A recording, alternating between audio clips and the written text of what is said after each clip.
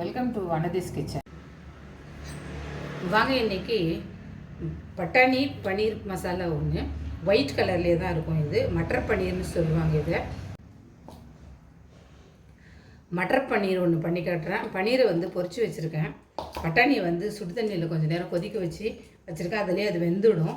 ஒரு 5 வெங்காயம், பெரிய வெங்காயமும் 6 பச்சை மிளகாய், ஒரு துண்டு இஞ்சி, 2 பூண்டு வந்து எண்ணெயில் வதக்கி வச்சுருக்கேன்.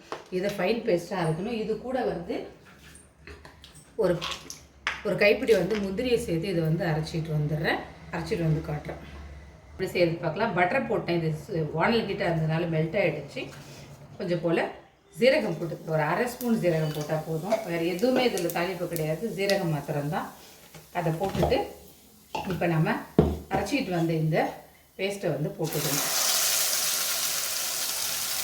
இந்த ஜாரை மாத்திரம் கொஞ்சம் கழுவி நான் அதில் ஊற்றிக்கிறேன்.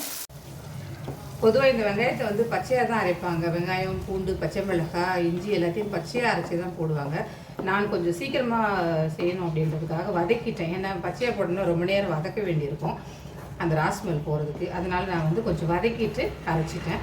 ரொம்ப சூப்பராக இருக்குங்க. இது ருமால் ரொட்டி பண்ண போகிறேன், அதுக்கு தான் இப்போ பண்ணுறேன். இதை கொஞ்சம் திக்காக இருக்கிறதுனால வந்து மேலே கொஞ்சம் தெரிக்கும். இன்னொன்று இதில் வந்து முந்திரி போட்டிருக்கிறதுனால சடனாக வந்து திக்காகும். அதனால் கொஞ்சம் சிம்பிளை வச்சே வந்து இதை நம்ம கலரும். சும்மா ஒரு கொதி வந்தால் போதும். ஏன்னா ஆல்ரெடி எல்லாத்தையும் வதக்கிட்டோம். உப்பு போட்டுடுறேன்.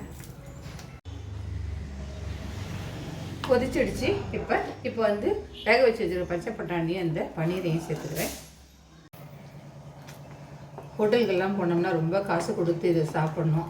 இதை வந்து வீட்டில் ரொம்ப இப்போ பார்த்தீங்களா ரொம்ப சிம்பிளாக பண்ணி முடிச்சிடலாம். ரொம்ப குயிக்காகவும் முடிஞ்சிடும். பன்னீரும் பட்டாணி இருந்ததுன்னா ஓகே, அவ்வளோ வேலை முடிஞ்சது, அவ்வளோதான். இப்போ என்ன பண்ணுறேன், கொஞ்சம் போல் கசூரி மேத்தி வந்து க்ரஷ் பண்ணி போட்டுக்கலாம் ஃபைனலாக. இது வந்து ஒரு நல்ல டேஸ்ட் கொடுக்கும் இதுக்கு.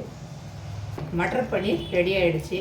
ஒயிட் கலரில் எவ்வளோ சூப்பராக இருக்கும். இப்போ ஒரு நல்ல ஒரு ருமால் ரொட்டியோடு வச்சு ட்ரை பண்ணி பாருங்கள். சூப்பராக இருக்கும். ட்ரை பண்ணி பார்த்துட்டு பிடிச்சிருந்தாலும் லைக் பண்ணுங்கள், ஷேர் பண்ணுங்கள், சப்ஸ்கிரைப் பண்ணுங்கள். நன்றி, வணக்கம்.